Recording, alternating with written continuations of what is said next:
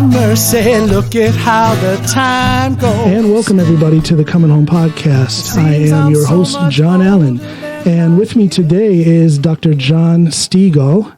Hello there. How you doing, Doctor? Hey, John. I'm just gonna call you John. I'm allowed to call you John. You're my cousin. Oh, of course. No problem. You know, I just thought of something. This episode, it kind of fits. You know, the name of the podcast is the Coming Home Podcast. Yeah. And here we are. We're coming home. You know, how long has it been? we were trying to figure that out, man. It's been at least 30 years. Wow. I'm thinking about 32 years. I believe I was 17 or 18 was the last time we saw. Yeah, like a lifetime ago, and I was like 7 or 8. Yeah. Wow. Time flies. Yeah. It's good to see you. I mean, likewise. I don't think you look too much different. Probably less hair. That's a genetic thing right there. We just can't help it. I think so. But I think it makes us look sophisticated. That's not a downfall. Absolutely. You could probably have some of the gray that I've got too, I'm sure. If you know what? I actually have, I'm not one to brag about my physical attributes, but when I grow in a goatee, it's pure white. It's all white. So I get that I get that striking. It's too much for my wife. That's why I don't walk around with a goatee all the time. Okay. It's just too much for her. Yeah, you probably get some attention there. She never leaves me alone when I have the goatee. So what I would like to, there's so many things I want to talk to you about. And I'd like to start off with the volunteer work you do. Now, you have quite the educational resume, and I want to get to that because within that the application of that educational resume in your day-to-day life has to be exciting. I would think you are a teacher in the Columbus City schools, public schools.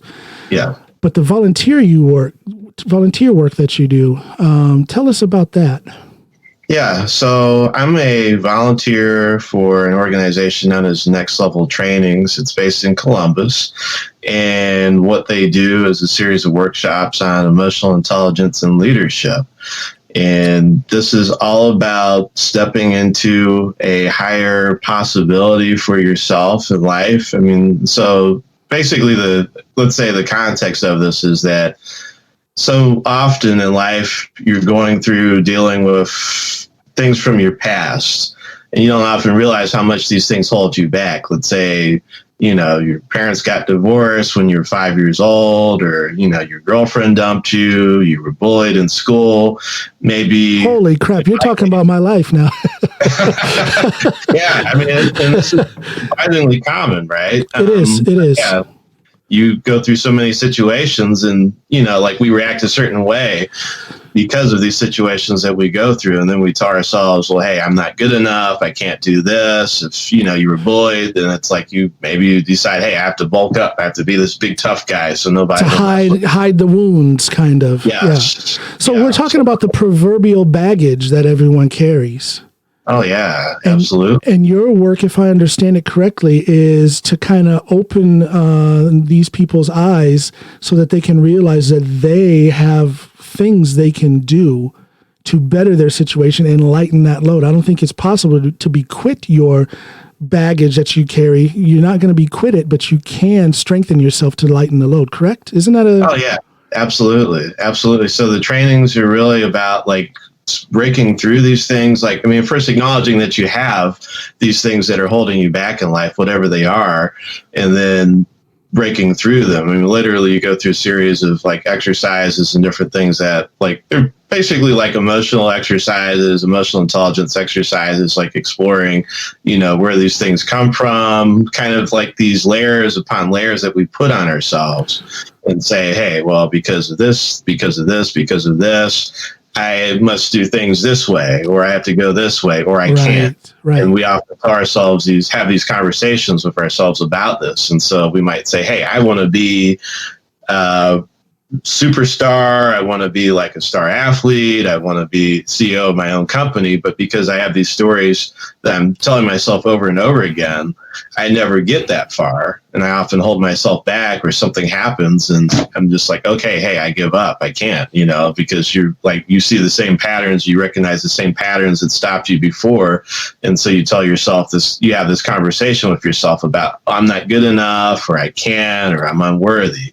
And so you go through these workshops, and like I said, they have you like look at all these things. It's very self-directed, right? I mean, there's different people. Like I'm on support staff with for many of the trainings, and like I'm there to support the exercises and all, but it's really like your own journey. You self-direct it in a sense. And so you go through, you ask these questions, and you look at yourself, and then you're like, hey, okay, that's why I'm not showing up the way I'd like to show up.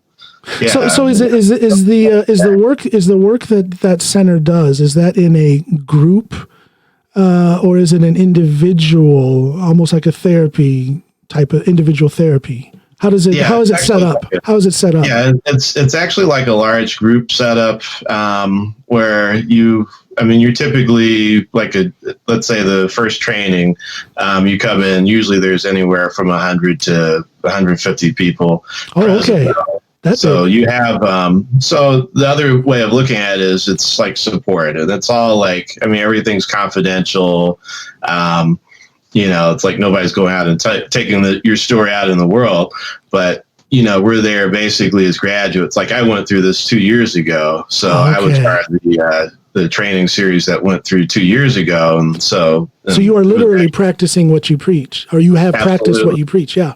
Okay. Absolutely. Interesting. So one of my colleagues at the school I worked for at the time actually told me about it. Well, actually, I left the school, but we kept in touch. We were good friends. And so she let me know about this because she had done it a little bit before me. She did a couple of classes before me. And she said it just like totally, she was like really beating herself up over a lot of things that she had experienced in life. She had some challenges, and it really supported her in being able to put those in a place where she felt like, okay, these things don't define my life. Right. I know what I want. I know what I can do for myself. And it's like, I'm not going to tell myself that I can't anymore because of, what happened, bad relationships or problems with her parents or different things like that she experienced. So she told me about it, and I saw her posting all these amazing things that she was doing on Facebook because of her experience. So this kind of culminates. So you go through a series of workshops. The main series, there's 3.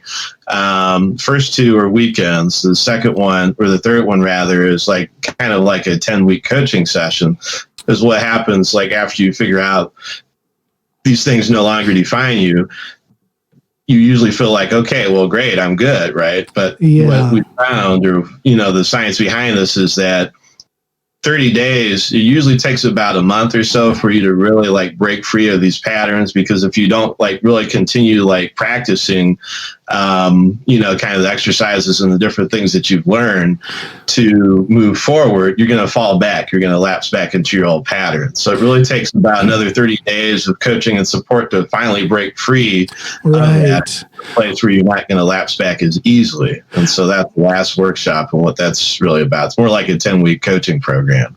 What I've found out through my own self-education, if we can call it that, I've read up on this issue quite a bit up through the years. And from what I understand, there is actually a neurological aspect to this.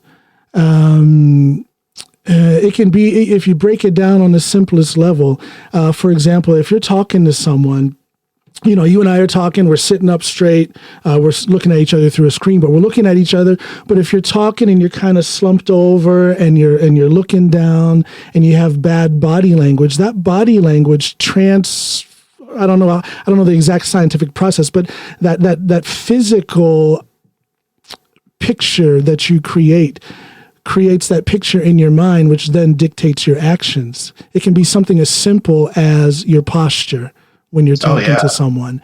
And if you have a lifetime of that pattern, it's going to dictate quite a bit how you march through life. So there's a neuro-linguistic pathway that has to be rewritten.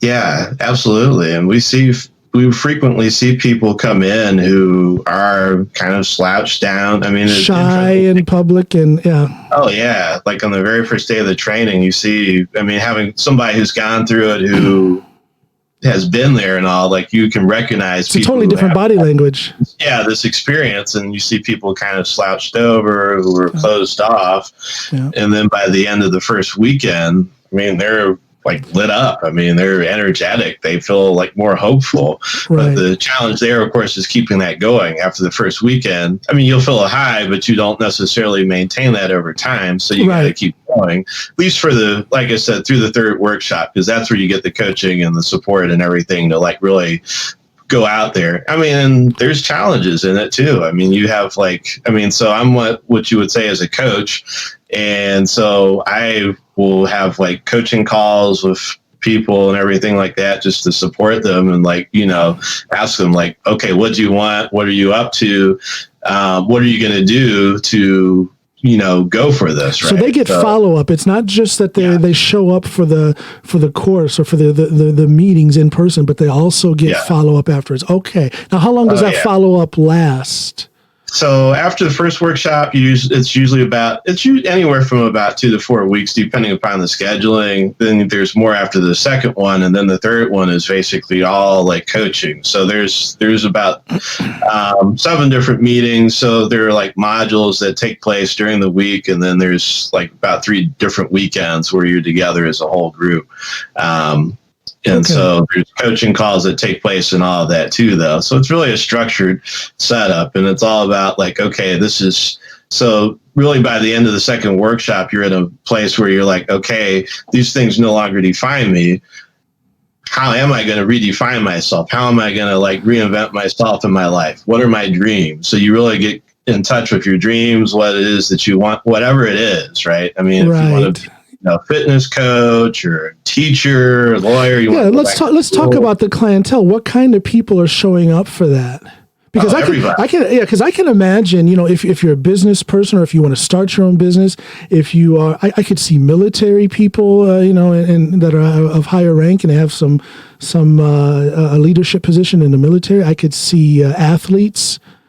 Absolutely. Everybody. So it's everybody. It's open to everybody. There are, educators like myself. The person who told me about this, she's of course an educator too. But I've seen everybody from like hairdressers to doctors, businessmen, CEOs, military officers, you name it. You've got homemakers, you've got people who are, have come from a place in their life where they've been down and out, and somebody tells them about this. Hey, this is going to like support you. Like it's not a cure-all, right? But it's something that kind of like is supportive of giving you like a new sense of direction, right? Well, sure. I would imagine it opens their eyes and gives them a new sense of the power of introspection. Is what I would think. Absolutely. And it's international too. I've seen people, John, who have come from, I'm sure there's a few people from Norway that have come in as well, but I've seen people from Europe, from Africa, from Latin America, like all over who come to these. So they are on the map, literally on the map. Oh yeah. It's not just, literally there's a map up where you can see people from where they've been, and they used to have these pins that you could stick up before they ran out of the pins. If you see any pins on Norway, let me know, because it's not that big of a country, and I'll go find that person and test them out and see if their learning stuck. Okay, will do. But yeah, it's very informative. It's so diverse. You have people from all walks of life, wealthy, poor, middle class, all races, gender, everything. What is the history of Next Level Trainings? How long has it been around, and who started it?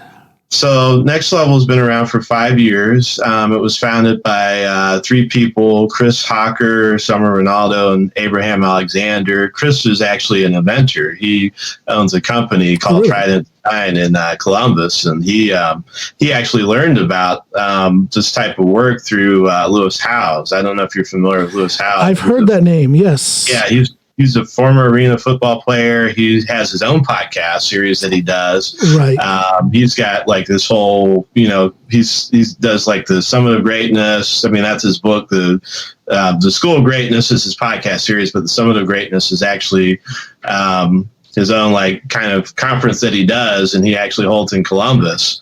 And so he's kind of he's gone into like, podcasts, looking at like emotional intelligence, like life coaching, different things like that.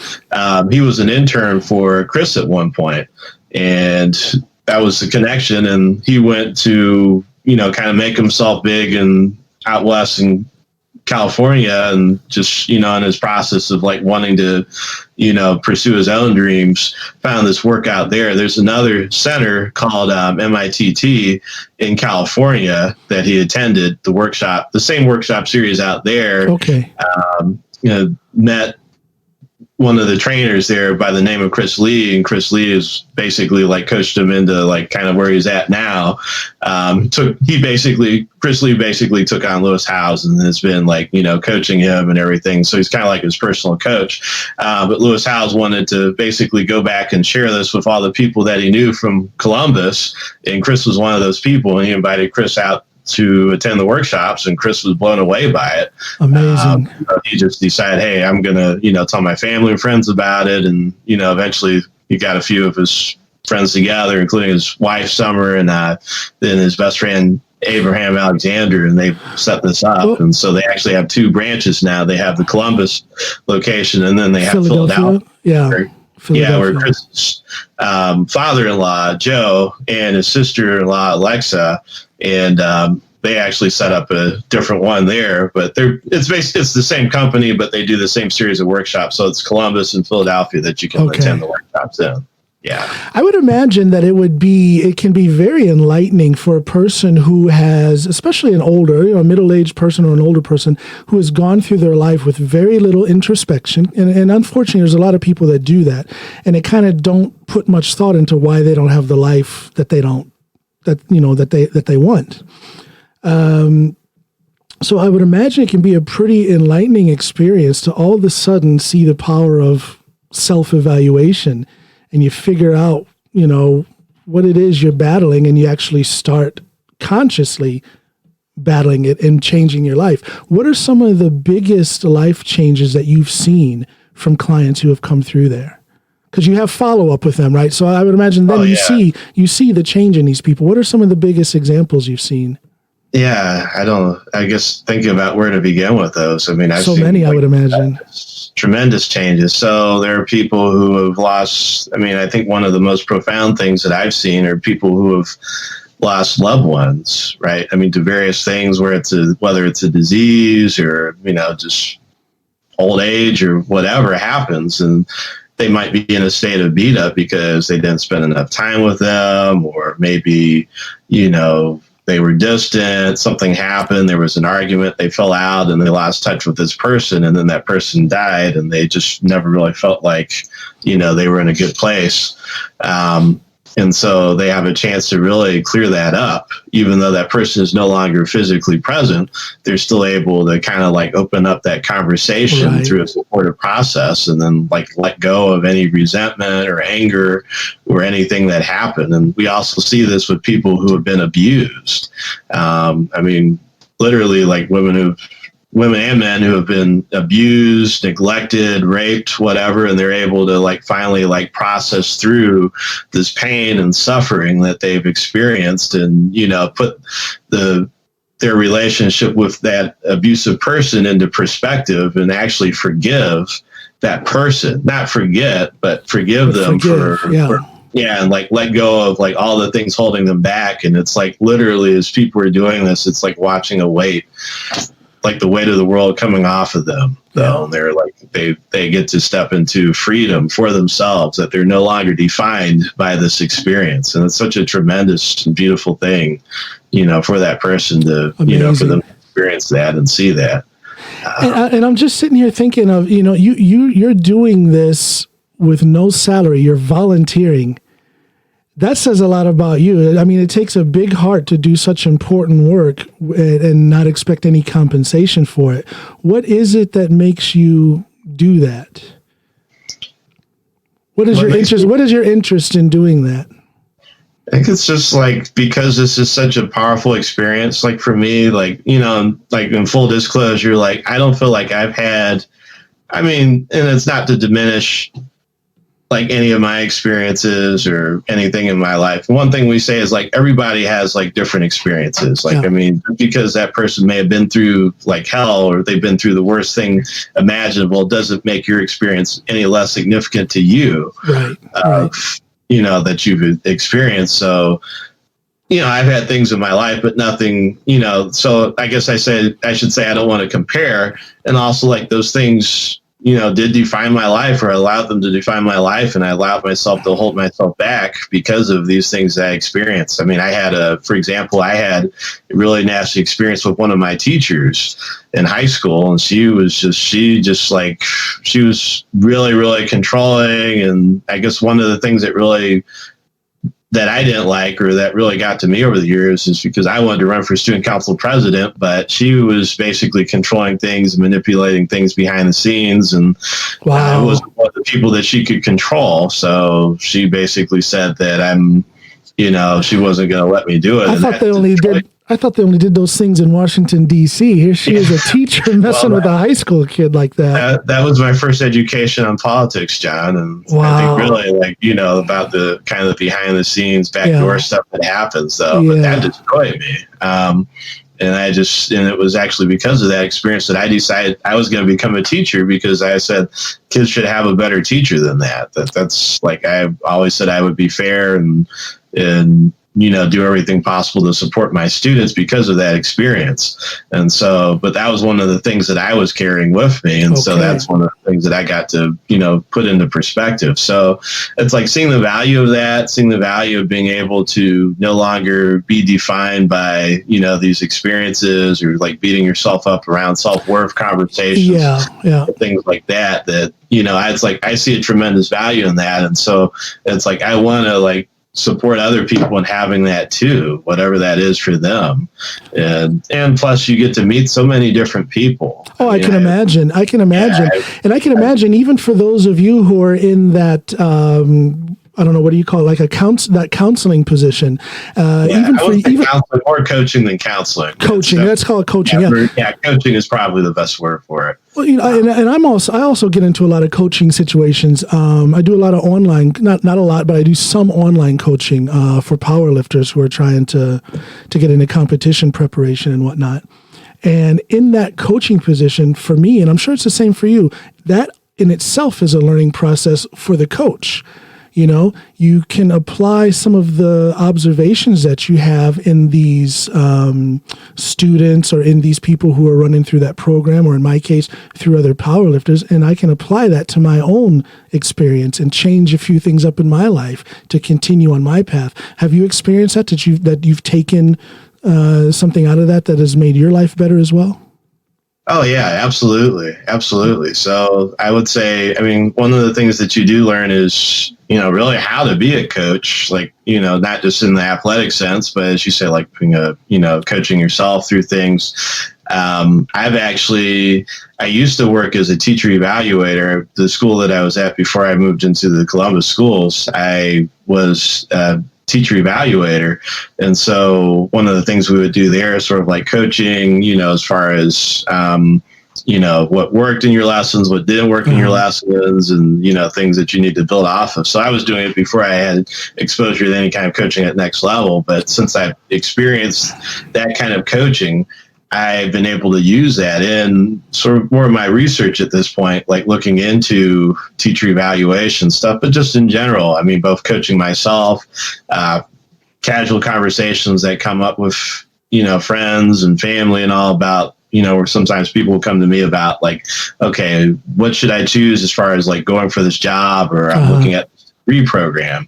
And so sometimes I'll go into coaching with them, like, okay, well, what are you, what is it that you want? And so it's really, coaching is one of the things I would say is that, and I know you know this too, John, that coaching isn't advice. Advice is like, well, you should do this or you should do that. Right. And that's not very productive.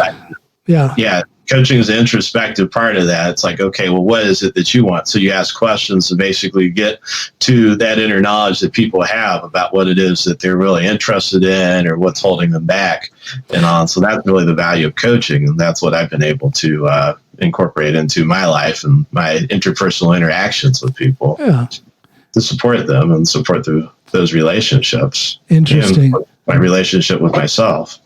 I read somewhere that coaching, it was a very descriptive paragraph or two in this book I was reading and it was describing coaching.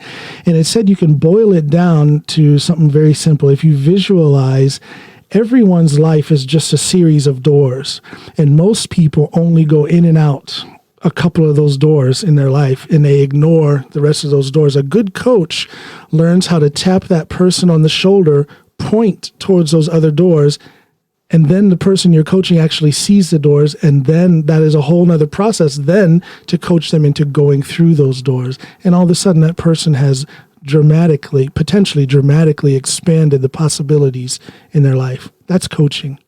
Yeah, absolutely. Absolutely. Yeah. As you said, doors that you would have never even considered going through. It's like, hey, well, have you considered this? Or have you, or what is it that you really, let's say along those lines, like, rather than have you considered this, what would support you, or like different questions like, what have you not tried? What have you not gone for?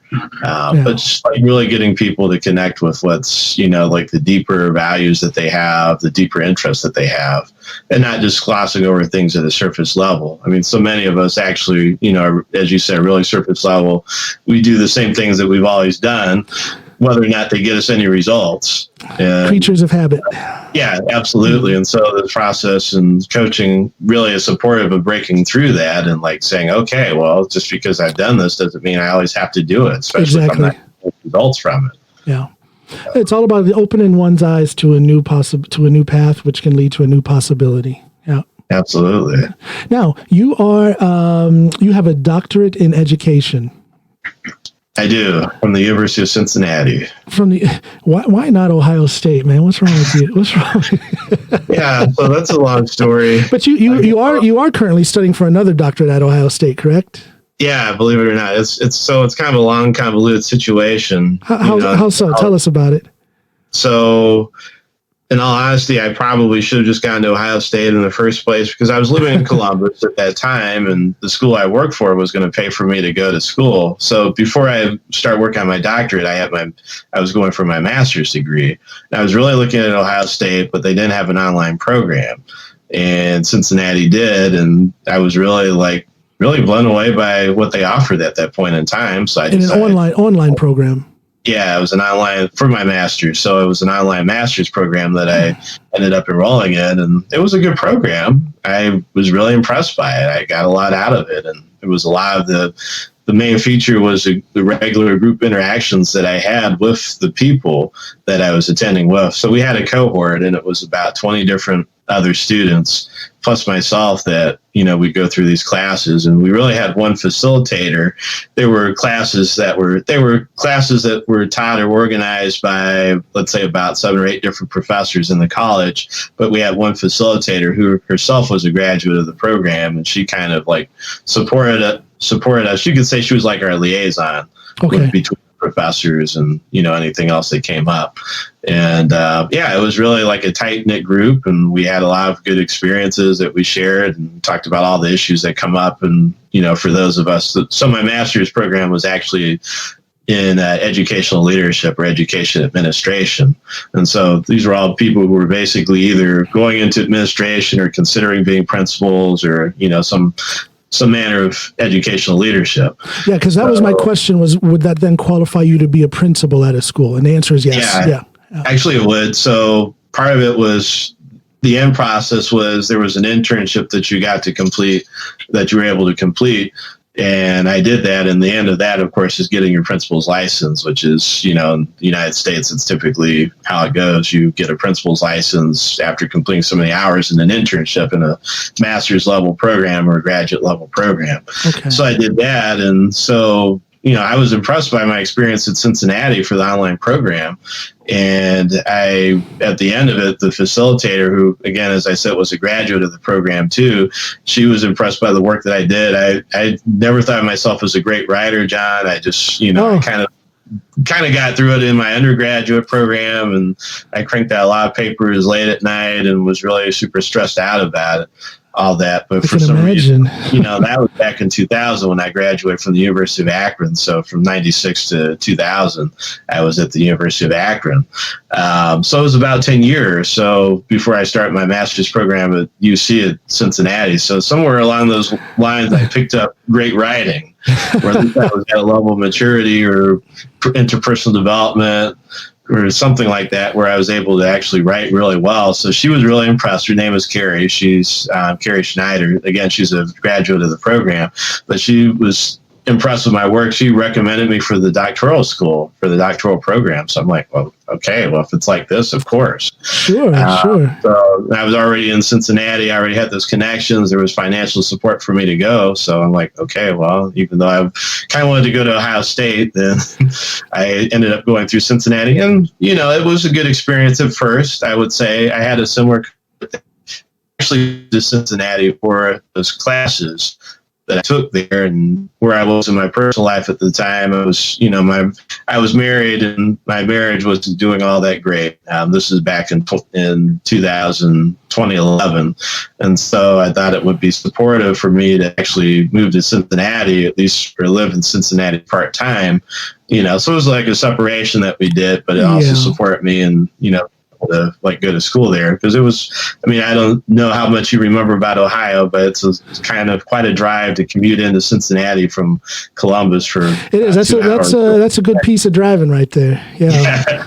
It is. So I actually considered it, and ultimately I'm like, no, I'm going to get an apartment off campus, though, which I did, and it was actually really good for me, because what my time in Cincinnati gave me was sort of the going away to college experience that I never had in Akron, because in Akron I was still living with my parents, your aunt and uncle. Yeah, I was going to ask if you were still living with Uncle John and Aunt Cheryl at that time. So you were still at home there, yeah. Yeah, I was still at home, and it was just, everything I was thinking about was cost. And it's like, I almost moved out a few times. It was ultimately, I didn't want to pay for it. But, I never got the on-college campus experience that, I would have as an undergrad there. I think it's something I wanted on some level, but I didn't appreciate how much value that was to me until I was at Cincinnati, and I really got to kind of have that experience. Granted, it was with grad students, but we still got together. We still had some fun, and, a couple of late night gatherings, let's say.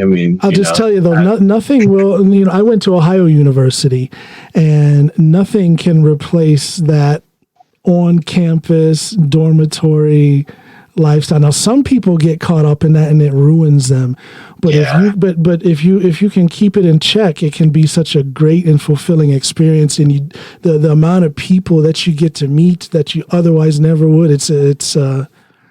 I highly recommend it to everyone. If you're young and thinking about going away to college, if you can get away from home and it fits financially, do it. It's such a great experience.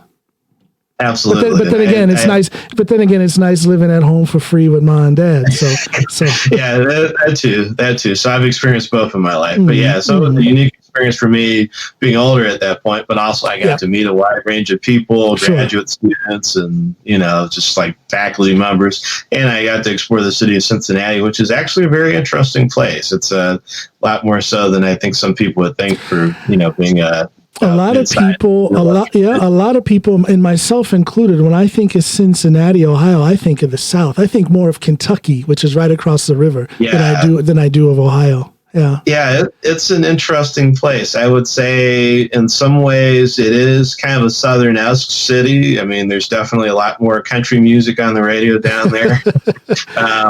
But it does have some elements. It's sort of like, it's not really Ohio, even though it's in Ohio, and I know some people might take offense to that, and it's like, that's my experience, right?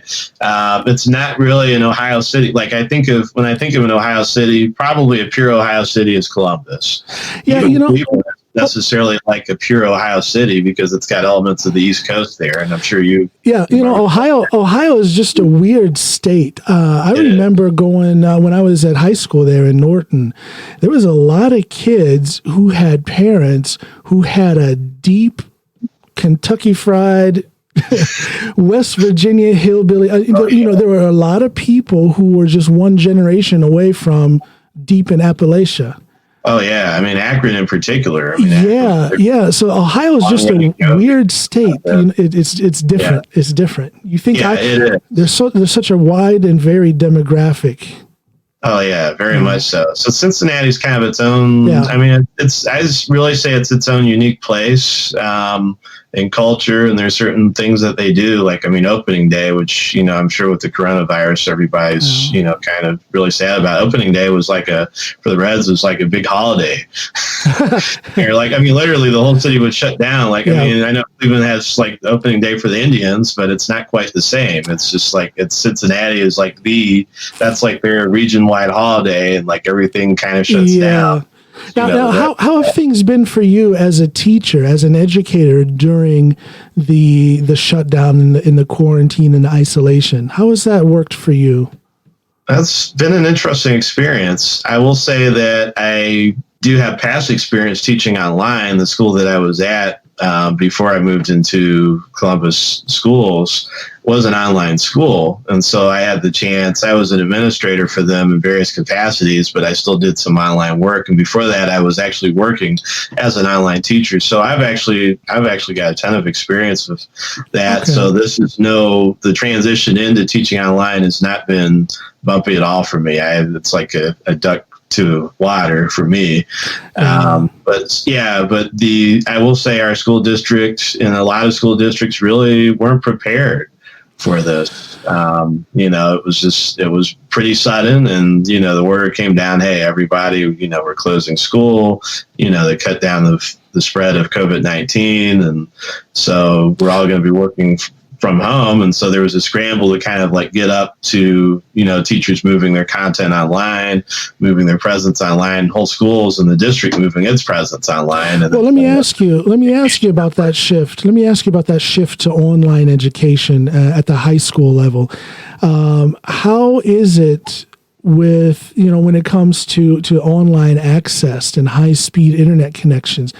From what I understand, at least from what I see in the news, that's an issue. Not everyone has that high-speed internet connection. So I would imagine that would be a challenge for quite a few students to continue their studies properly when things are being offered online. What can you say about that?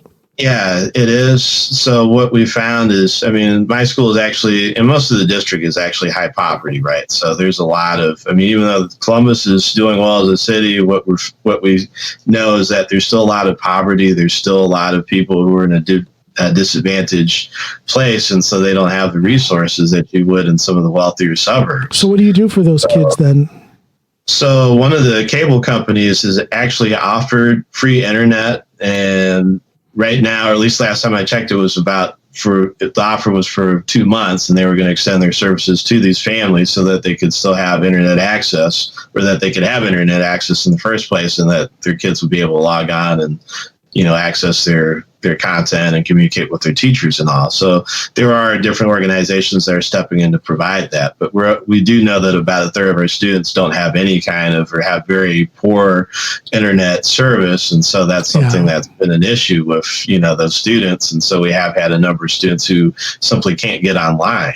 That even now in 2020, there are still plenty of families that don't have internet access. So that's kind of that's an eye opener, not for me, but for right. many. Right. Now I find out about that. I guess after living in Norway, living outside the United States for almost 20 years now, I have a little bit of a different view on certain things.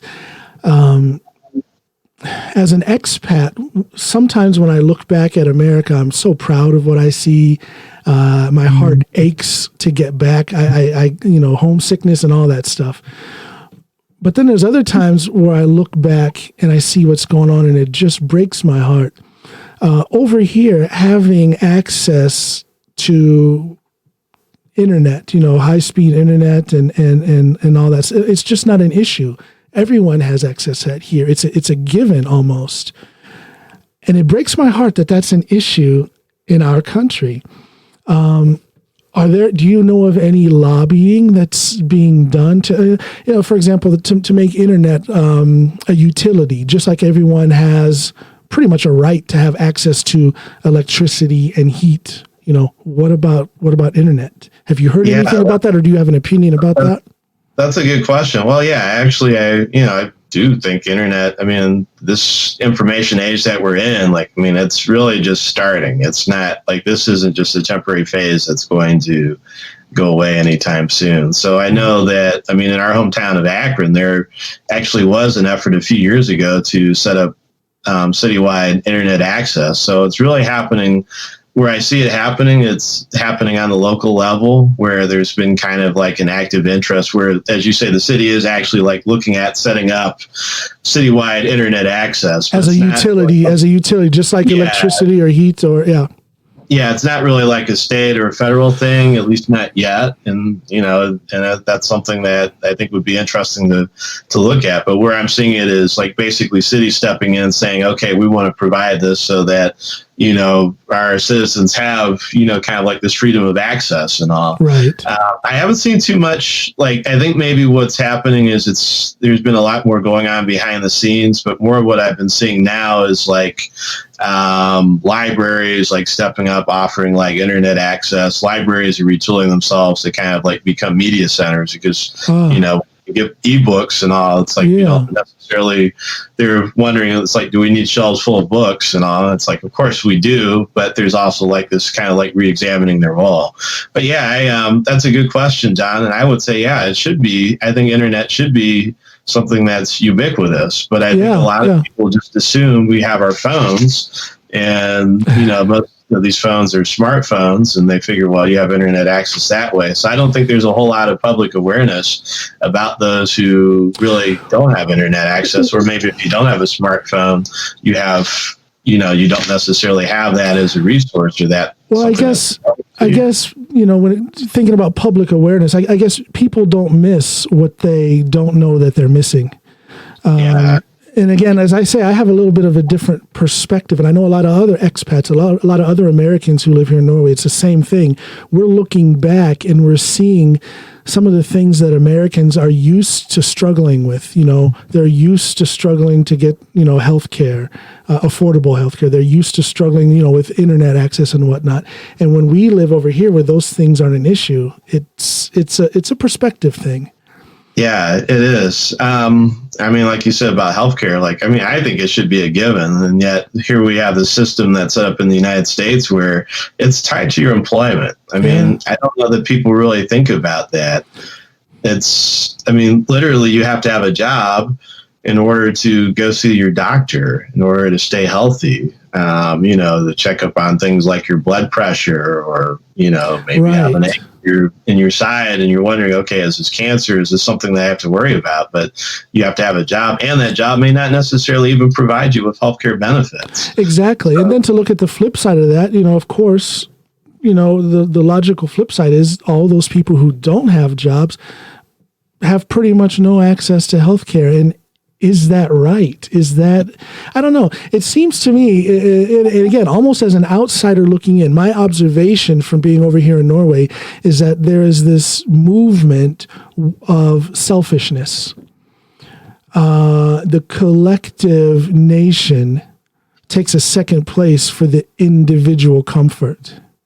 Yeah, it is a strain that runs through American society, and I think it has been very strong recently. And I think we're also seeing the impact of that. And with the Corona situation, now we have, I'm sure you've been following it.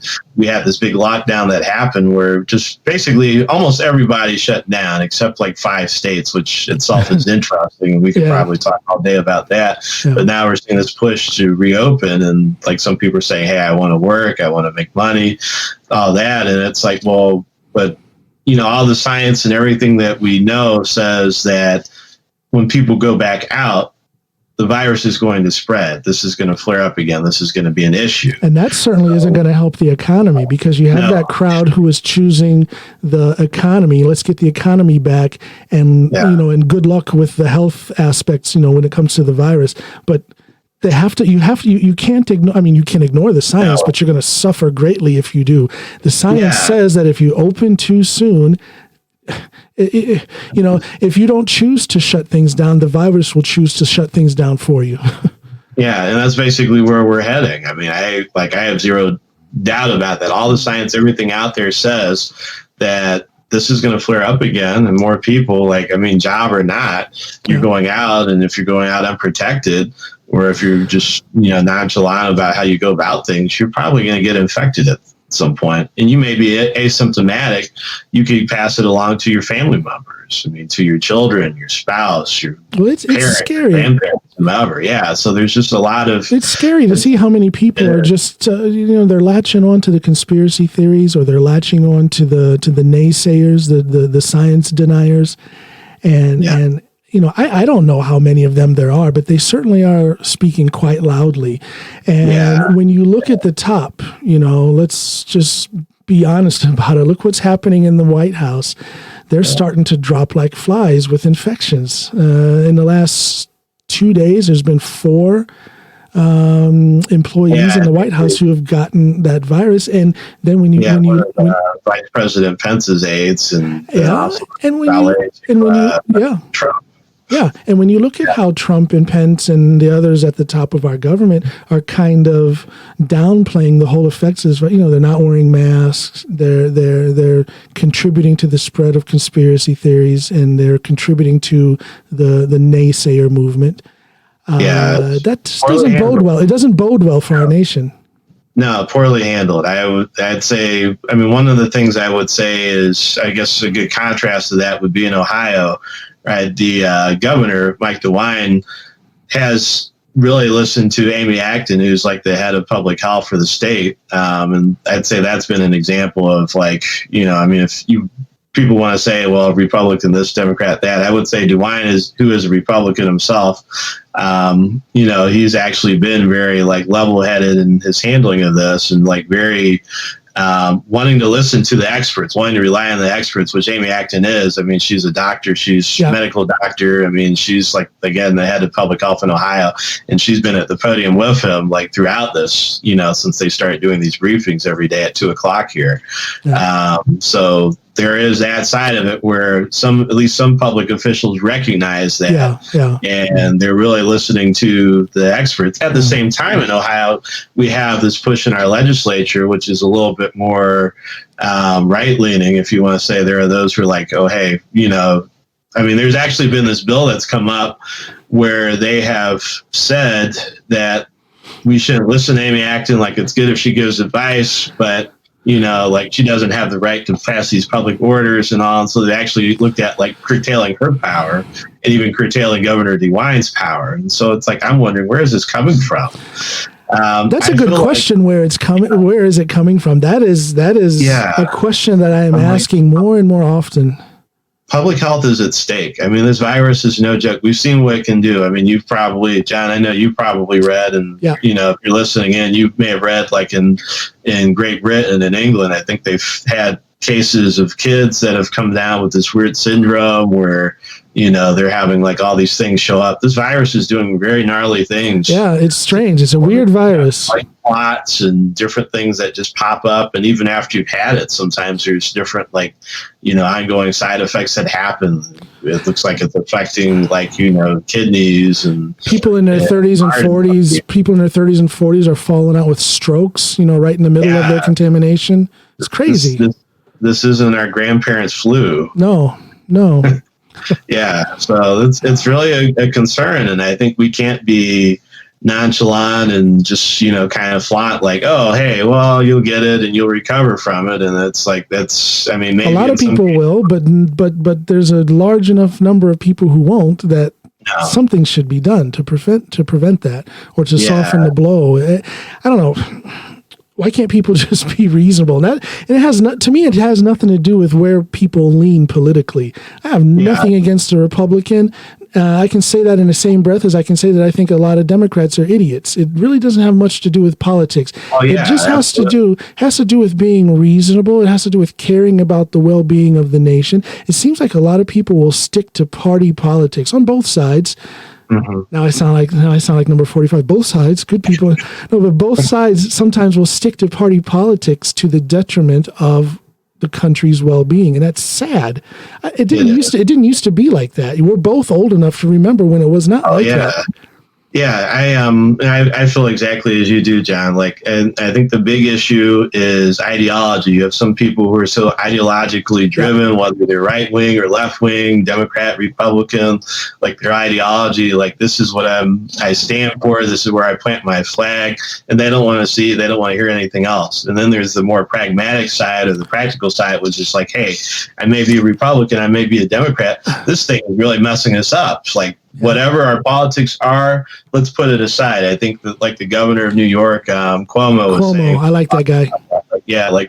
We've got to put this aside. We've got to go beyond politics. And I think he was addressing the majority leader in the Senate, Mitch McConnell, who's been very highly partisan. I mean, yes. So it's like I'm looking at this guy too. Like people are dying, and you're still trying to push your party ideology. You're trying to put this above everything else. Well, what got me, one of the greatest displays of hypocrisy and idiotic irony in politics that I've ever seen was when Mitch McConnell, who represents the state of Kentucky, right? Yeah. Kentucky, and I don't remember the numbers, but Kentucky takes several $1 billion more from the federal government than it gives. And Mitch McConnell says that New York should just declare bankruptcy because they don't deserve any more federal help. And New York gives several tens of billions of dollars more to the federal government. Basically, New York is subsidizing the poverty of Kentucky. And Mitch McConnell from Kentucky has the nerve to say what he said about New York. That just blew my mind. And the thing is, what's sad is that a lot of his followers on the right will never call him on that. They won't see the irony in that statement. They won't see the stupidity in that statement. And that is the state of politics in America. It's crazy. It is. So, and the way I look at it is, I always look for the people who, recognize that where we're at now is so much more important than whatever your political ideology is or wherever your political base is. And we both know, John, there are Democrats that are very much, hey, let's work together. There are Republicans like, I think the governor of Maryland is very much like, hey, let's, I may be Republican, but like I'm here to serve you, Democrat or Republican, right? So there are some people, there are a handful of others that, they're just like, hey, let's put all that aside. Well, but Governor the DeWine, thing is to see those like Mitch McConnell who are just like, he's still going ideology. This is the way it is, and I'm gonna, if you're not with me, then screw you. Yeah, it's just crazy. There's no intelligent thought behind a lot of these political moves that people are taking, and I don't know. I wish people would just see it for what it is. I wish people would see it for what it is. I mean, if you're looking at like the statistics and all, if you're looking at like kind of the projections they made for how this pandemic is going to go forward, because of the things that we're starting to see some of these more ideologically driven people doing as far as like pushing to reopen everything, we're literally seeing the curve and the projections go up. Yeah. They're lifting the restrictions, they're lifting the things that were in place to stop it from going up.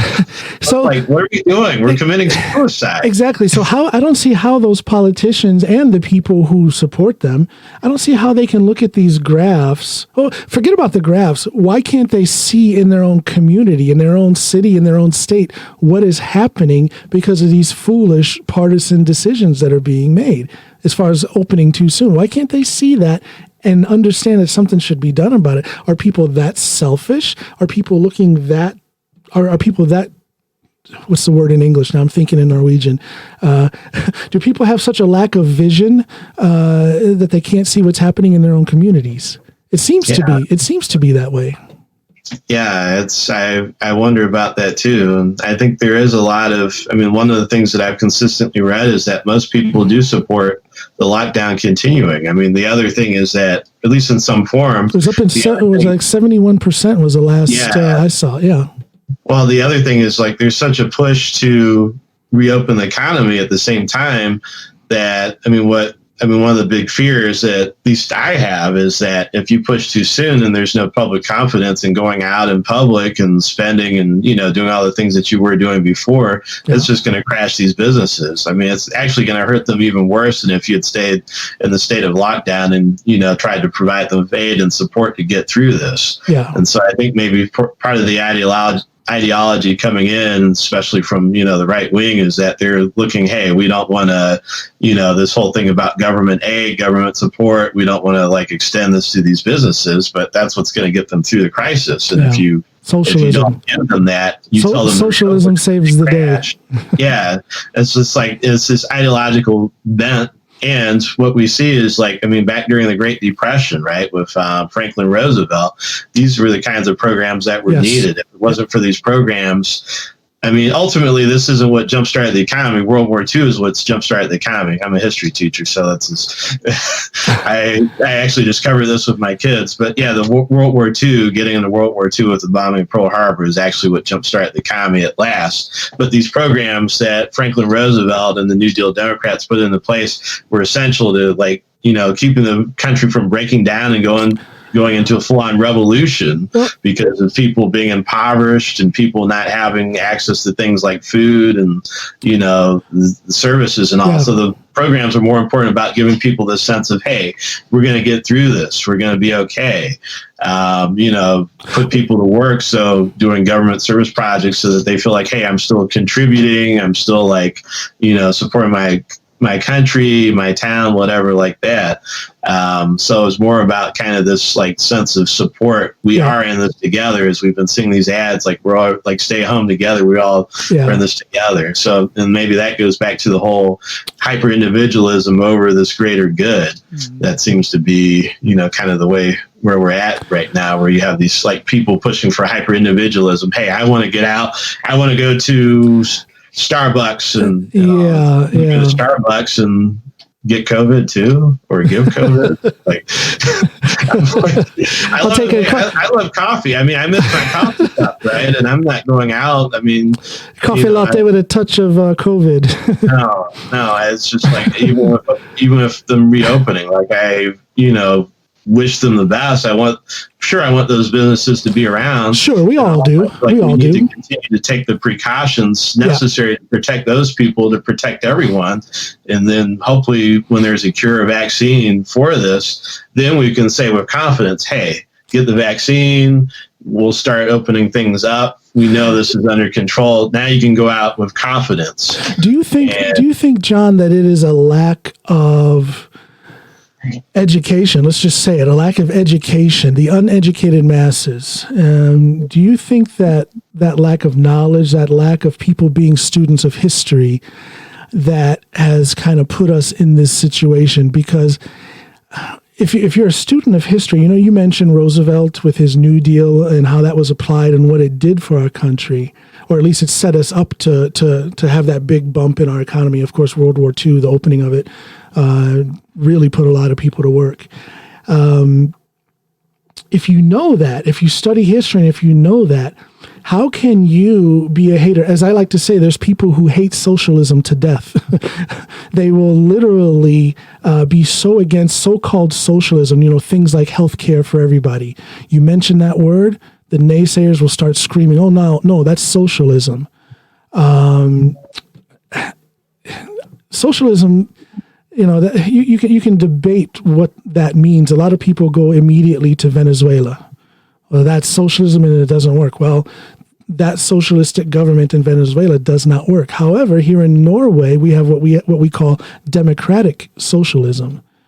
And good God, it works. It works fantastic, and I'm living it every day. So I'm wondering if these people who are so against socialism, or at least socialistic ideas and socialistic leanings, for example, free healthcare or the stimulus package, for example, people are getting $1,200. That is a socialistic move right there. But people are so anti-socialistic ideas that it's to their own detriment. If they were students of history, they would see what that did for us in the late 30s, early 40s, and all through World War II, and even today. Well, and it's also how we frame it, right? So if you think about it, roads are socialism. I mean, public roads. Like, I mean, the road in front of your house is that word public. That word public goes hand in hand with socialism. Yeah, we're paying. If you pay taxes on that road, I mean, that's socialism. That's something everybody's paying into, and then the city or the state government goes out and performs work on those roads. The federal highway system here in the United States, that was, by a Republican president, Eisenhower. Eisenhower, he got the idea when he was general in World War II, and he was over in Germany, and he saw the Autobahn, and he thought, hey, Germans have these great roads. And then were built and maintained by Hitler and the Nazis at that point. And he said, they have a great highway system. Why don't we have something like that here in the United States? Socialist program. Yeah. And they fought him on it. Many states, ironically, didn't even want to see that go forward. And they fought him on it, but he managed to eventually get it through. So we have, the amazing interstate highway system that we have now in the United States. So there are multiple different programs that are in place that people don't really see. Well, people don't see the nuances. People don't see the nuances of socialism. You have socialism to the far left, which is quasi-Soviet Union. You have socialism, which is that crazy form of communism that China does, but then you have social democracy like what we do here in Norway, and people equate that with having less rights. I don't see that. I don't, forget about what the dictionary definition of socialism is. The social democracy that we have here in Norway and to a certain degree in Sweden and Finland makes me feel pretty doggone free. Makes me feel very comfortable in the life I live. Makes me feel that my family is going to be taken care of. It's not this big, ugly animal that people lay it out to be. It doesn't mean less rights. It just means that the collective has more of an identity. But that's not to the detriment of your individuality. So what I want to say as far as all that goes is that, I agree. And what it is just what we've really seen over the past 40, 50 years here in the United States is this really kind of like diminishment of the public good. Yeah. So, and there's been a lot of emphasis on privatization and, privatization of, both healthcare, of roads even. There was some talk at least a few years ago about privatizing the Ohio Turnpike, which, runs just north of Akron and south of Cleveland, where we're from, and just different things like the that. The U.S. Postal Service. Yeah, private. Yeah, that. So I think a lot of it, where I'm seeing this push really come from, is from these business interests that see profit incentive or motive that this is something that they can unlock. Privatization of schools, that's even come up as an issue in recent years, though. And I'm not saying all private schools are bad by any means, right?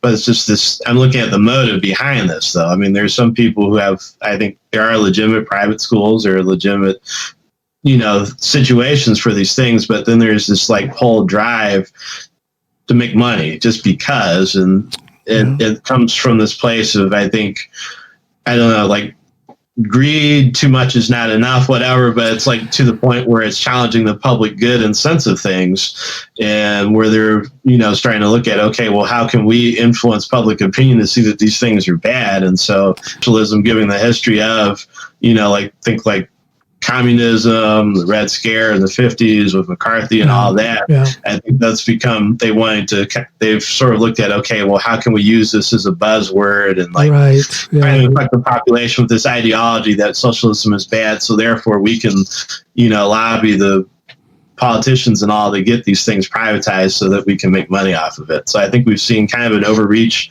of, some corporate private interest into the public sphere. And we're actually seeing the problem with that right now with the United States handling of the coronavirus. Because we have a strong healthcare system when you have, the government does, I understand like the wanting to keep a balance between privatization and, and also like the public realm and all that, like nobody wants the Soviet Union, right? We don't like a big central government telling us, well, where to work, where to live, that sort of thing. Right. But yeah, there's like some things where, as we were talking about earlier, like your healthcare. Why should I need a job to have healthcare? Exactly. We see clearly there's a need for people to have healthcare in a crisis like this, and it shouldn't be dependent on, you having a job that gives you benefits. You need healthcare. That's like a public safety issue.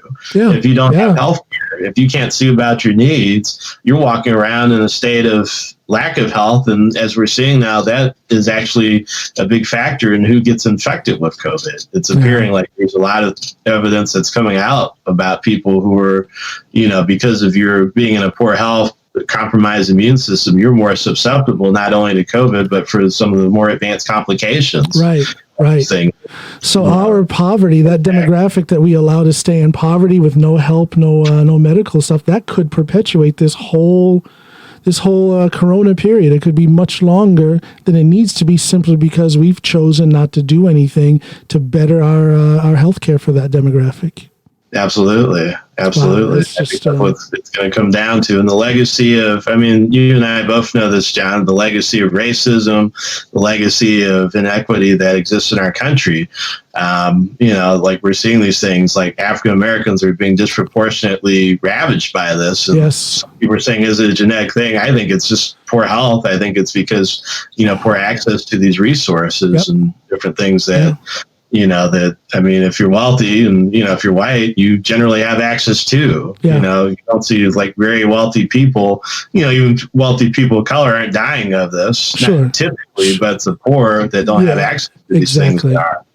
Well, and a lot of people would try to crucify us for saying something like that. They'd call us race baiters, or we're pulling the race card. And that's, to me, that's just such a lowbrow response, because we're just speaking on the facts. Yeah, it's reality. It's reality.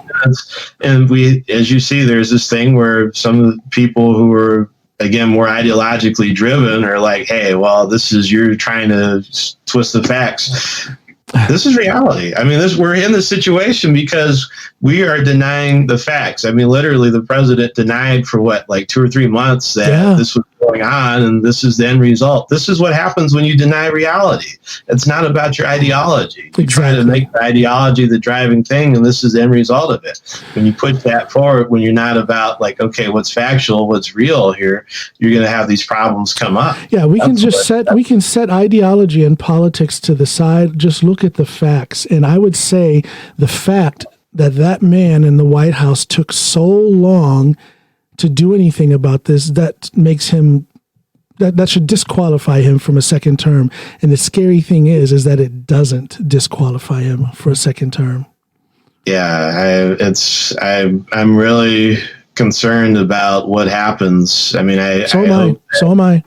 Yeah, I hope that we go in a different direction in November. And if, this goes on, I think, what I see is this crisis is going to continue. There's going to be more death, and more people are going to needlessly die that didn't have to die. I think, honestly, if he'd been honest up front, if he had said, okay, this is a serious issue, we've got to do something about it, and even if he admitted, I don't have all the answers, I'm going to lean on people who do have the answers, I think we'd be in a better place now. I wouldn't say that the lockdown wouldn't have happened, but I think there would be the sense of, hey, we've got it contained. Maybe we can keep it to a few places, a few cities, and then work through the issue there, and just kind of. And that's a reasonable thought to have. It's a reasonable thought to think that things would be better if we had done things differently.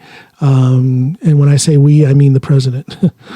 Yeah. I'm trying to be nice, but it's hard to pull punches when it comes to And the other thing that concerns me is that we have 50 different states, and all 50 states are doing things a little bit differently. Like I understand. Well, but we are seeing, there's kind of a coalition. What is it between New York, Connecticut, New Jersey, and Pennsylvania, and then you've got California, Oregon, Washington, and I believe is Nevada in on that too. Yeah, but these coalitions, and so they're doing it right. But the sad thing is that they have to do that on their own with no federal funding. A wealthy state like New York State, and they still can't fund what they need to do, and the feds refuse to come in and do it. And that I don't know. I can't call that anything but un-American. And what kind of a world are we living in? What kind of nation do we have when I can sit here and say that our federal government, that our leadership is un-American? That's crazy. Yeah. But that is an un-American response, that they refuse to help the states that need it. Well, and I always think about, like, throughout history, whenever there's a crisis, there's always federal support. Always. And people look to the federal government for support whenever there's a hurricane or earthquake or something major that happens. I mean, what's the first thing that people look for? Okay, where's the federal government at? The president comes in. I mean, September 11th. I mean, Bush came in to the World Trade Center. Yes, he did. Yeah. And he was on ground zero. I mean, we've had President Clinton. Who was, I think, what was it, Hurricane Andrew or Hugo or one of those, I think, in down south. Yeah. President Obama, like every president, the federal administration has come in and, they stood up and did their job. They stood up and they were the leader that America needed. They stood up and did their job. Absolutely. And so it's like, where is that leadership now? Our leadership is denying the very problem that we're all looking at. They're denying that it exists. Well, they've come around a little bit now, but to begin with, they were just denying the whole problem. It's just, it's amazing. It's amazing. It's crazy. And it's, I don't know, a lot of other expats over here in Norway, we talk about it. It's almost as if we have some sort of responsibility to try and do something to fix it. It's tough. I tell you, it's tough being over here and seeing some of these things that are going on back home. It's just a weird situation. I'm not trying to say, oh, poor me or whatever, but it's a real thing. We have this weird thing that we struggle with being an expat when these kind of things are going on back home. Yeah, I'm sure you do, John. Like, I mean, I know it probably feels surreal. Like, I mean, knowing the country that you grew up in and then looking at it almost from like a 35,000 feet perspective. I mean, like being, not that you're at that place, but, just like looking at it like big picture. Yeah. Yeah. And I'm sure you wonder, like, do people see what I'm seeing, or like what if they could see what I see from this perspective? Yeah. What other expats are seeing around the world. And, I'm sure there's probably some, nervousness there. And then also they're getting questions from the people in their countries where they're at. Like, okay, are you guys always like this? Like, do you realize what's going on here? I tell you what, I get that question so much. I get that question so often. What's wrong with America? What are you guys doing? What about and I used to try and answer that. And sometimes it would go okay. Sometimes it would lead to a debate, and I have no problems with a debate, but I get tired because it is, I don't know, there's a perception that because I'm an American, I fall right in line with the administration's dogma, with the administration's way of doing things, just because I'm an American. And that couldn't be further from the truth. Yeah. I mean, it's, as we know, some people do. And I think an increasing number, even of those who did support him, I think are starting to question that. I mean, do you think there's enough question? Do you think there's enough questioning now to make a change at the next election? What do you think? What are you seeing there on the ground? I think some people are starting to question, but I also think, again, it comes back to ideology. I think some people are so ideologically, let's say, hell-bent that it's almost like they would rather die being right than having to admit that they were wrong. Yeah. And I don't know where that comes from. I think it is, and I think part of it is human psychology on some level. Like, people want to be right. They want to have the answers. They want to know that their side is going to win. Or some people are afraid. Some people don't have the strength to change at least outwardly change their beliefs. But I do believe that most people are quite capable of rational thought. I do believe that there are many people who voted for him who will vote for him again just because they don't want to admit that they did something wrong. On my last episode, I was talking with someone about, I was talking with two guests. I had two guests on at the same time, and we were talking about racism in America. And I came with a theory that most racists don't even believe their own ideology. Most racists have had so much life experience that they can't possibly not have questioned their racist ideology at some point. They have to have come across a black person or a Jewish person or whoever they hate. They have to have come across one that they found it difficult to hate, which would then lead to them to question that ideology. So my statement was that I don't believe that there is a single, white robe wearing Klan member, Klan card member carrying racist out there that has not questioned that ideology at some point. Well, I don't know if you've seen the case that there's this guy that's been going around collecting Klan's robes. Yeah, yes. Like African American guy who's been literally going to Klan rallies, and he's been joining with these guys, and he's just I guess the way he's presented himself, he's been able to go and very respectfully. Yeah. I know this is something people say, how can you do this though? But he's found a way to win these guys over, and one by one, he's turning these guys to see, hey, why am I racist? Or he's not accusing them of being racist, but no. Why are you saying these things? Why are you doing these things? And it's you see me, and it's you get along with me, and they're yeah, you're right. Exactly. One by one, he's kind of turning these guys around, and so it is. I think there's this sort of when you're familiar with someone, and I think racism, so much of racism exists in the sort of kind of detachment. This other, you're this other person, you're this other thing, and then you attach all these ideas, you're unhealthy, you're nasty, you're going to rob me, you're going to rape my wife, you're going to kill my kids, that sort of thing. Mm-hmm. And there's this otherness, when you have somebody off at a distance and you can attach all these negative traits and characteristics. It's easy to do from a distance. Yeah. And then when you get close to them, you have to really, really interact with them. You learn, hey, we have similar, similar tastes. We like the same music. We like the same food and all. You don't look like me, but we actually have a lot in common. And I think that kind of breaks down. Yeah. And I believe that most people can be turned, if we can use that phrase, can be turned from racism if they are given a situation like that where they're confronted with it, because I believe most people are racist from a distance. If you're a neo-Nazi, if you're a Klansman, you're not hanging around with that many black people, so it's easy to hate them. It's real easy to hate them. Somebody said you should drop a Klans person in the middle of a Wu-Tang Clan concert. One Klan to the other, and then see how racist they are. I totally agree, John. I do feel we've got to learn, and that's ultimately what I see, what I hope this leads to with the COVID-19 situation, both in the United States and around the world, that I think we've got to see. We're going to have more crises like these coming up. I mean, we've got some already in the background. Climate change. I mean, that's a big one. Yeah. That's even bigger than COVID-19 on some level. We're not going to get there with a piecemeal approach. We're not going to get to a solution for that and get through it with people going at it individually, saying, well, I've got my bomb shelter in a mountain somewhere, and I'm going to hide out while the rest of you duke it out and fight it out and nuke each other over what's left of our resources. Yeah. As the planet heats that's up. Not going to cut it. That's not going to cut it. Yeah. So we need a collective response. We need a collective response. Absolutely. This is a global emergency. I think I honestly think this is a dry run for things to come along those lines. Oh yeah. This is our run. You know what I'm saying? Yeah. It's something bigger is coming. Kind of global test, hey, okay, here's a crisis. This is something that threatens human health and public health and all. Yeah, this is definitely not the last time we're going to face something like this. So we kind of need to get our mess together now. Yeah, and it's just disappointing. It's scary and it's disappointing and it's shocking that we're not getting it together and we don't have a consensus.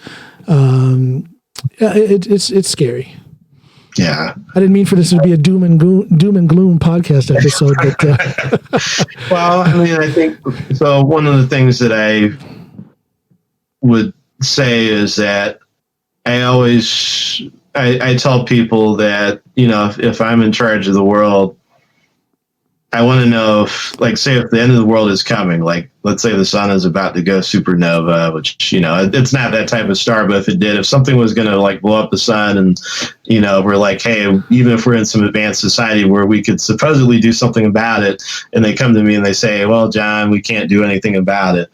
I say, well, it sucks. And let's throw a big end of the world party. Like, I want to know.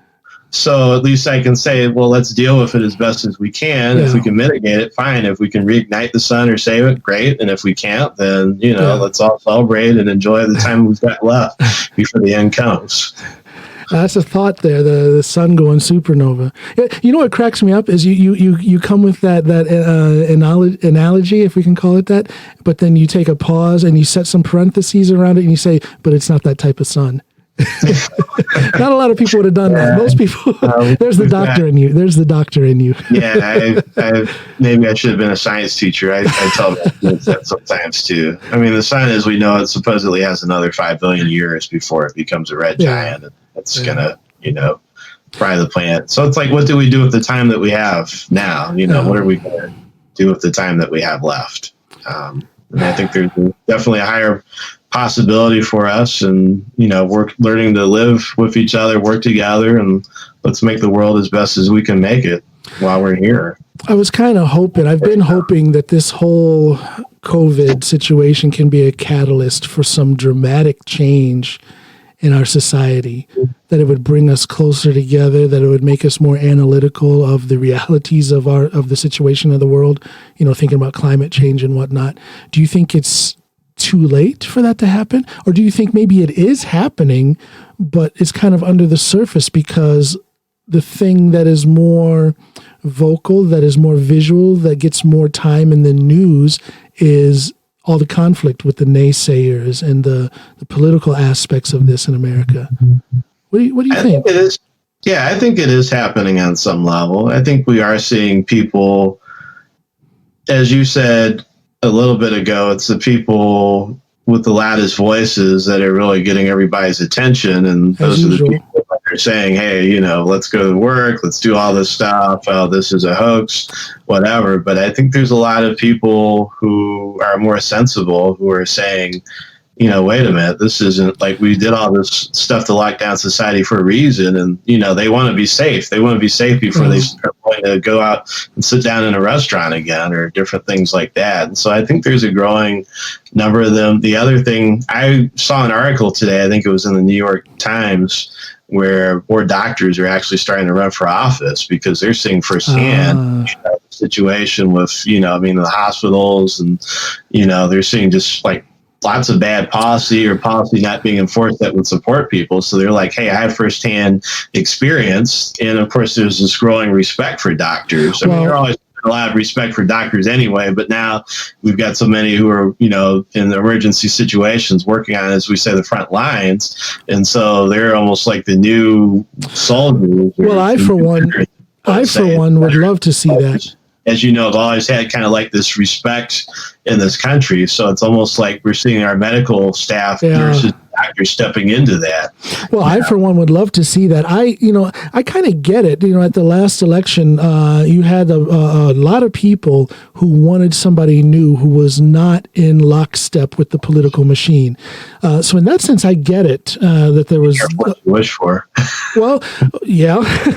With any change, there's a lot of risk. But I understand that they wanted somebody who was not in lockstep with the political machine. I get that.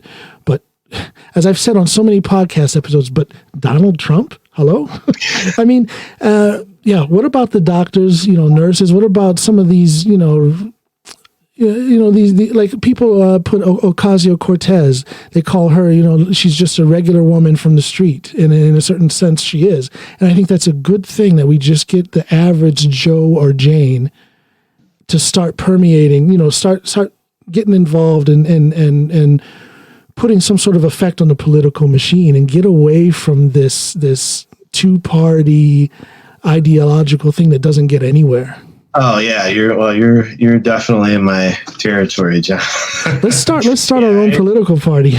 The two-party system is responsible for so many of our ills. I mean, I don't mean to say like it's a structure, but the structure doesn't help. No. So if you really, and I study politics, I'm a social studies teacher and all that. Like this is something that I've looked at. So if you look at our two parties in the United States, we've got the Democrats and we've got the Republicans. Really, you've got about, I'd say, 3 or 4 different groups in each party that could almost stand on their own and be parties themselves. Absolutely. If the system was allowing for that. So in the Democrats, for example, you've got, let's say, the moderate, middle of the road corporate Democrats, basically kind of like Bill Clinton type. Those that say a little bit of, let's go for corporate enterprise, all of that with a little bit of government support.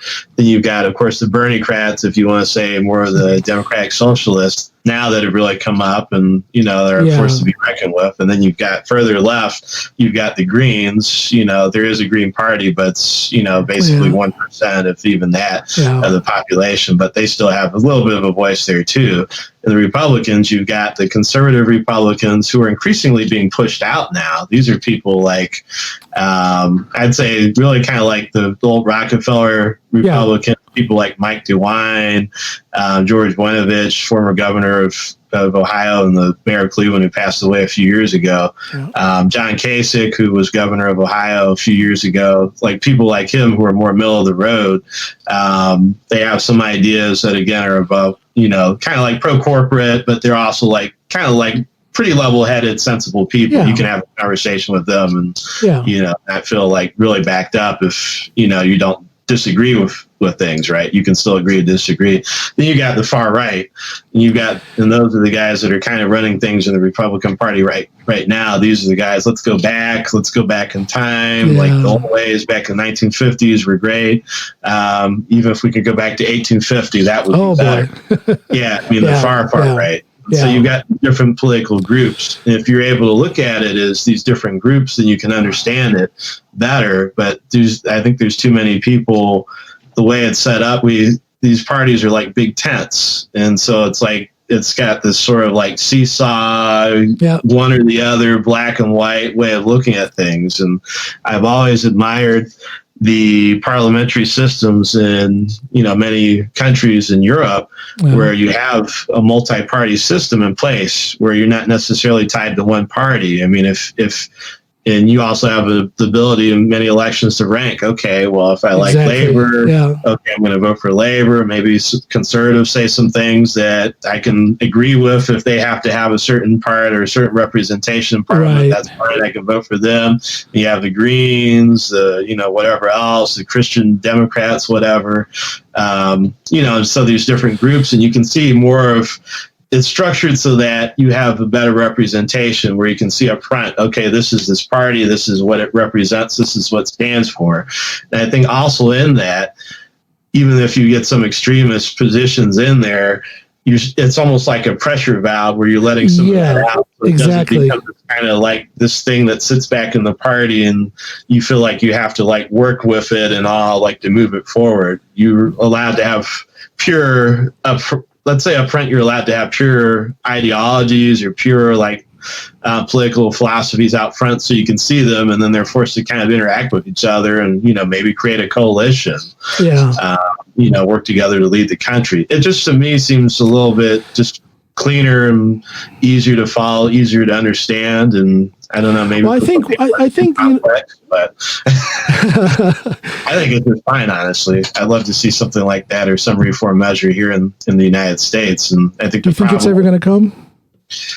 It could come out of this. I honestly thought, I've been thinking for the past 10 years, we're due for something. I mean, the problem that we have is that we've got what's called the first past the post system, or winner take all, where you get 51% of the vote, you win. I mean, it's true with the presidency, it's true with governorships, it's true of Congress. So we have single member districts. So you have, and that's why gerrymandering, if you know the term, John, I don't know if people listening in, if they necessarily know gerrymandering, why you have these like weird shaped districts, and it's designed to basically the party that, so every 10 years, for example, like in Ohio and most states have this set up so that the party that's in the majority every 10 years or so gets to redraw these districts in a way that supports them, which is really unfair. I mean, even if you're unfair. And you have this control, you can put this into place and you marginalize Republicans. If you're Republicans, you have this control, then you can marginalize the Democrats. How's this democratic? I mean, I have always thought that gerrymandering, gerrymandering is at the core of the problems that we're faced with in our political system. That right there, because you're starting at the local level and already things are wrong and very, very little sign of democracy in gerrymandering. You're sticking it to the other side. It's like, okay, because, you know, winner gets the spoils. If you want to say, I have control, so I'm going to set this up so I can win, so I can have more seats and all. And it's almost like it really says that you don't have much faith in your ideas. You know, to go with that your ideas are so bad, you literally have to force people to vote for you or discourage them from voting so that you can hold on to power. Yeah. Like that's what it says. It's not democratic at all. It's just basically, I just want power. If you look back over the last decade or two, especially within the last 5-6 years, all of the efforts at voter suppression have come from the right. And there's something to be said there. There's a statement being made there, whether people want to hear it or not. And that statement is that they're worried. They don't really believe in their political ideas. If they have to go to such extent as to suppress the vote, they know that most people out there aren't going to follow them, aren't going to vote for them. So let's keep them from voting. Yeah, that's a fact. That's not opinion. That's not politics. But people will try to argue that. Well, what I say is maybe it's time to reevaluate your ideas. I mean, if we're in this place where you don't feel confident in your own ideas, you can compete with them. And I mean, it's like we like your free market system, right? I mean, if you have a good business, it's going to thrive and, you know, be successful. And if not, then it wasn't meant to succeed. Like, I mean, maybe your ideology is just like outdated, outmoded. Maybe it's not meant to succeed, but if you have to do all these things, literally game and fix the system so that you can win, it's time to rethink things. It's time to rethink things. Yeah, it's really time to let go of some things and reevaluate where you stand, and maybe update your ideology, update your perspective on things.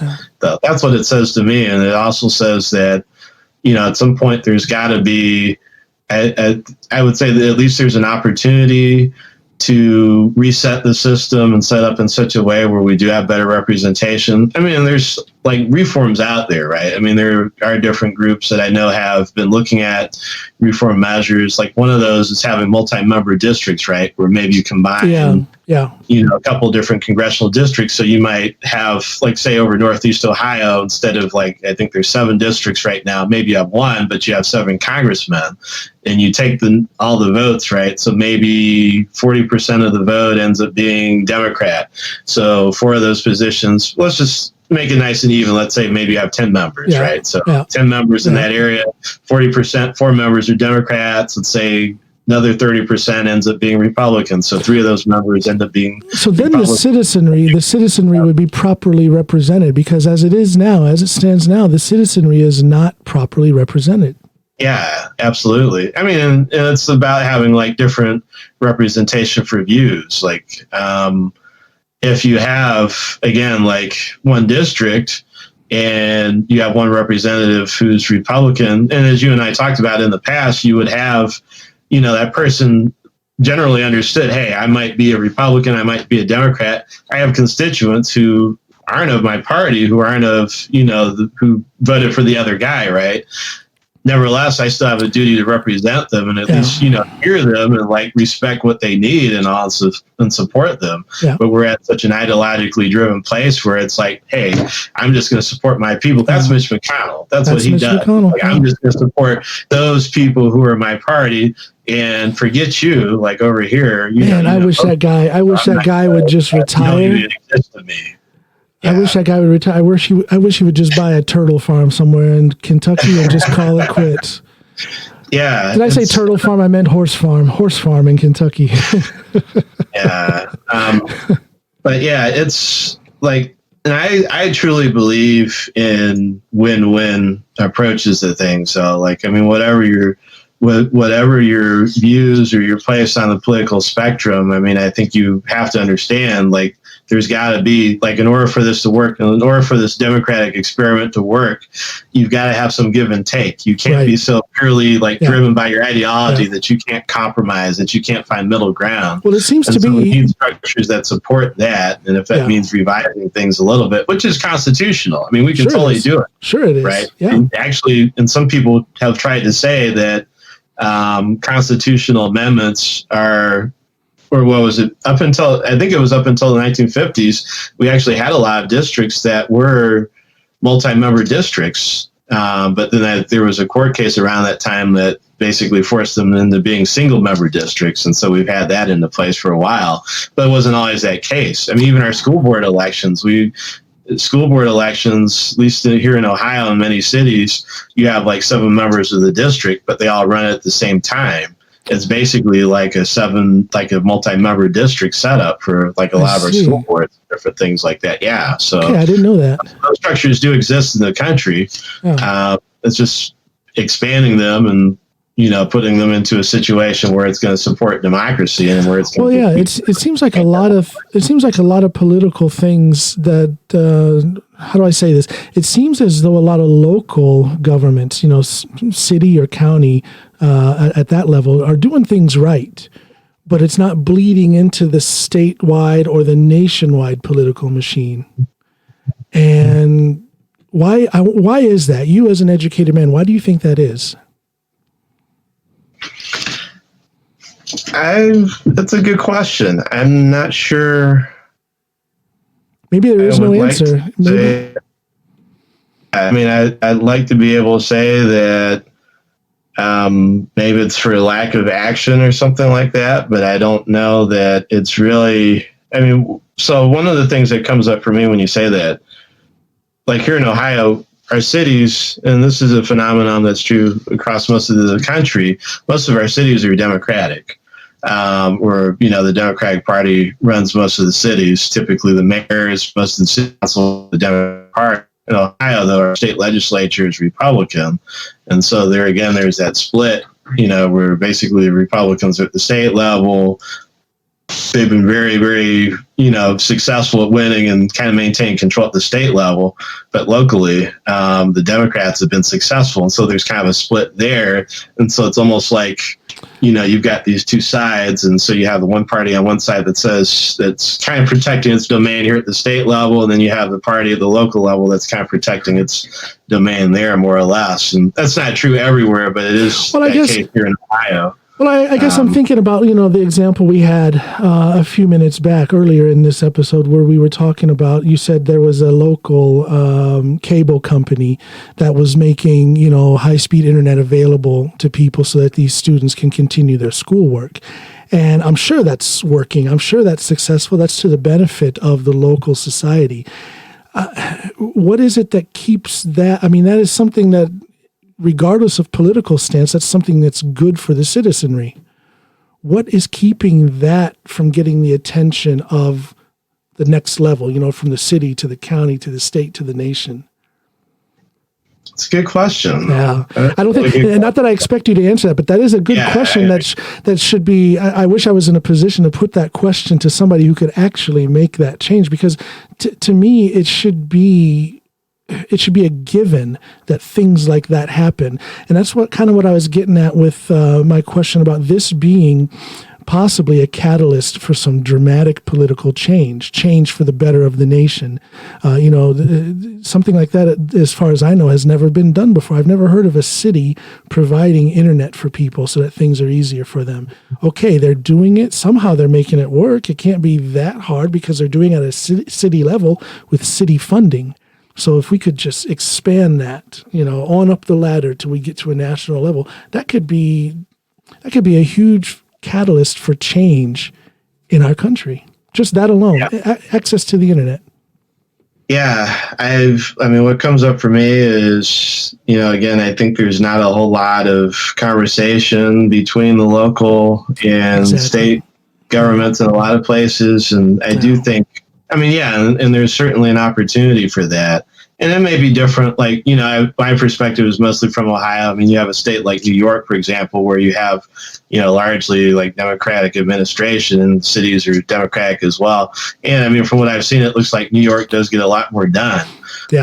Accomplished there, though. So there's that. And I think they do have, at least, looking at, of course, how Governor Cuomo handles things there and all, it seems like there's a lot more alignment and ability. One thing that I understand about New York, too, is that even the Republicans there seem to be, they're more like the pragmatic, middle of the road kind of Republicans. So, like, there's a lot more like, let's put aside the partisanship and get things done there. So some of it, I think, is, as I think about it, as I talk through it with you, I think some of it is cultural.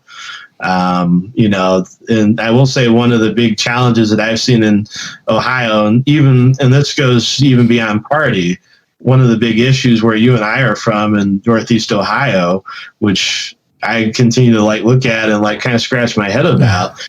There's this really strong parochialism where, and you may be familiar with this in Norton, which is a suburb of Akron, as you know, there's this idea that it's like my suburb, my town is like its own self-contained place, and it's that place against everything else. Norton and Barberton, Barberton is the neighboring city next to Norton, and you know what that's like. There's this whole, I live in Norton.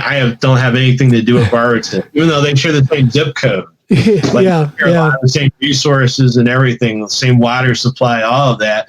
And yet Norton is adamant, no, we will not work with Barberton. There's been some annexation talks or merger talks of merging Barberton and Norton together. No, we won't do that at all.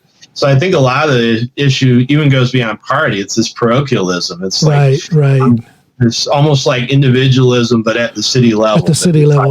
Where it's like, this is my town, this is my domain. But is Norton a city now? Is it still a village? It is a city. It is a city now. Okay, hooray for Norton. When you lived there, and I think it was a township before that. Yeah, it's still a city. So they filled in some cornfields with concrete now, I guess. I think so. Actually, I think your house is now. I know they were going to rebuild the high school. They did rebuild the high school. They did, years ago, and then I think your dad sold off your old house, and I think they built some more kind of suburban style housing out there now. They've built it up a little bit more, but that getting to that point in Norton took years because they were so adamant, because I think Norton doesn't have much of its own water. They have to go through Barberton for that. Right. But it's part of this reluctance of we don't want to pay Barberton more money for this. We don't want to do any kind of joint development. It's as you say about things like internet access, whatever, it's if this is going to help you, if this is going to help your people, why not? Why not work together and come up with these solutions? But that parochialism gets in the way. People are afraid to give any ground, I think, because they feel like they're going to lose control, they're going to lose their identity, whatever it is. And it doesn't have to be that way, but it's just this very strong sense up there. And it's not just Barberton, Norton, the whole region. Up until very recently, I see a little bit more effort to open things up now, but for a long time, it's this is my domain. Even the conversation with the mayors there, I think you probably remember Don Plisquak was the mayor of Akron for a long time, and he would get into these big kind of conflicts with the mayor of Cuyahoga Falls, Don Robart, and they just had these turf war. I remember that. These scuffles, and it's just how is this productive, guys? How is this really if you think about it, people, you're not just, it's not there's this moat that's separating Akron and Cuyahoga Falls and Barberton and Norton and all. You're not these two completely different worlds. People will go live in one area and go, a couple miles to work in someplace else, they'll spend their money at shops and different things, stores in that area, and then go home. It's this economy that we have, this environment that we have is very connected. Why don't we see it as such? If you take away all the political boundaries and stuff, you really have this organic social economic network. And so why not start with that and go from there? Right. Put politics in the way. Politics is really, at the local level can really hold things up in a lot of places. And that's very true in Northeast Ohio. It's a little less so in Columbus, I've seen. Columbus is a lot more open. It seems like the suburbs and city are a lot more open to working together. Yeah. And Columbus has grown quite a bit because of that, I think. And they've been able to put a lot more things into place. But yeah, in a lot of the country, I think we do see sort of this like resistance to, working together to expand things out and, implement new solutions. Have you ever thought about running for public office? I kind of thought that was going to come up at some point. I have, and it's just, I don't know. Like I've thought about it, John, and like right now, I mean, part of it is a cost. There's a lot of fundraising that you have to do, and it's really become cost prohibitive for somebody to casually get in. You really have to make a career change, and I don't know if that's necessarily the ideal for a lot of people. I mean, myself included. Like I love a lot of what I do in education, right? And all. I feel like it would have to become a full-time job. Well, how about the idea of getting into politics, and then you're in a position where you can change some of the policy that directly relates to education? Then you're still in your field. You still have, and you have possibly even more influence at that point within your field. Yeah, I mean that's a good thought. I have considered it. I guess like really looking for me, I've been thinking about the way that I would go if I did, and typically I'd vote for you. Oh, thanks. As long as you make it policy to dig a moat between Barberton and Norton, I'll vote for you.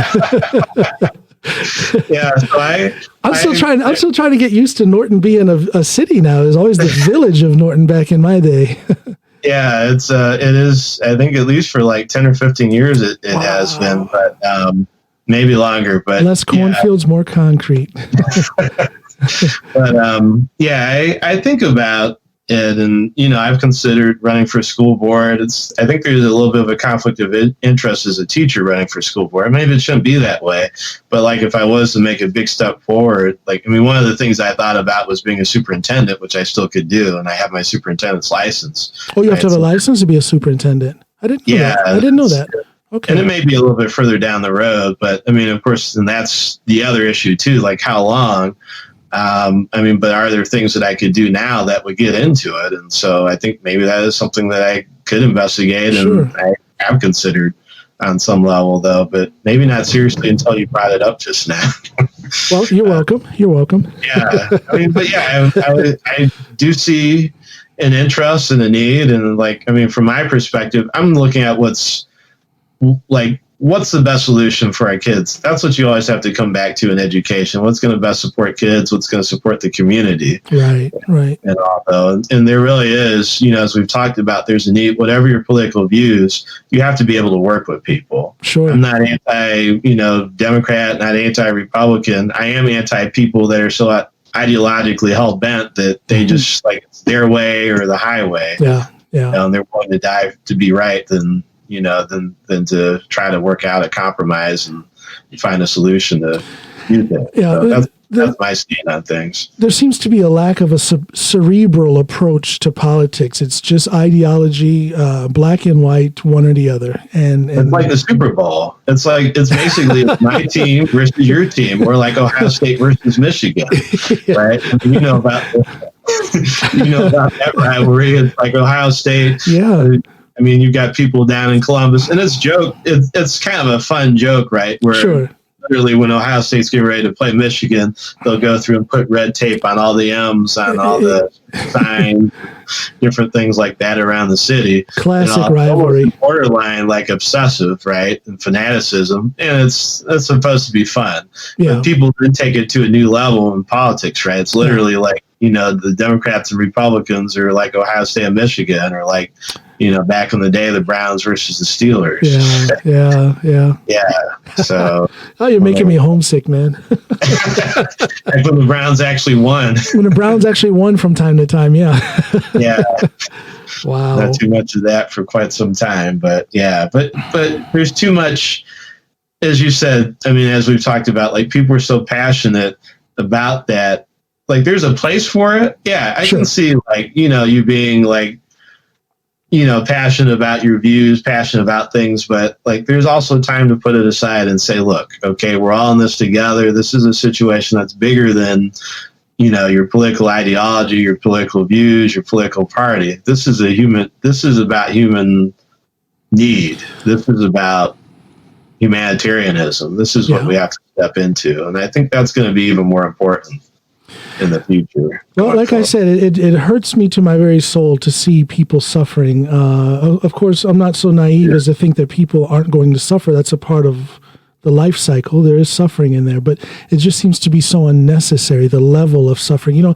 I look at the news and I see cars in different places lined up for miles, hundreds of cars lined up waiting to get a food handout. Oh, yeah. That shouldn't be. That's and that shouldn't be happening. No. There's no reason for that.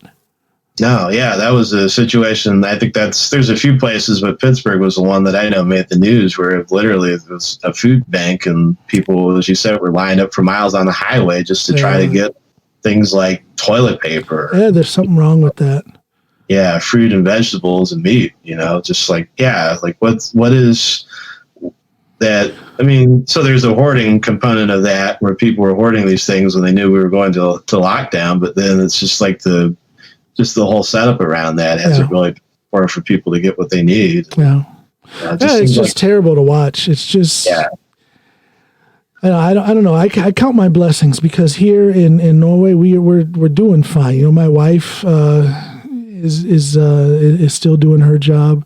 I'm here doing my thing. I've actually only been out maybe twice in the last 2.5 months, but I'm fortunate in that I can, I do my podcasting, my music, and things like that from home. So I haven't really been that affected, other than in a positive way because I'm tighter now with my wife and our 2 kids. The kids, we talk about online access and education and whatnot. Their teachers here are doing a fantastic job. And we have all the internet capabilities that we need. So the kids, they have a regular school day. It's just that everything is online. A lot of video conferences with the teachers. The kids take their lunch break in group chats by video and things like that.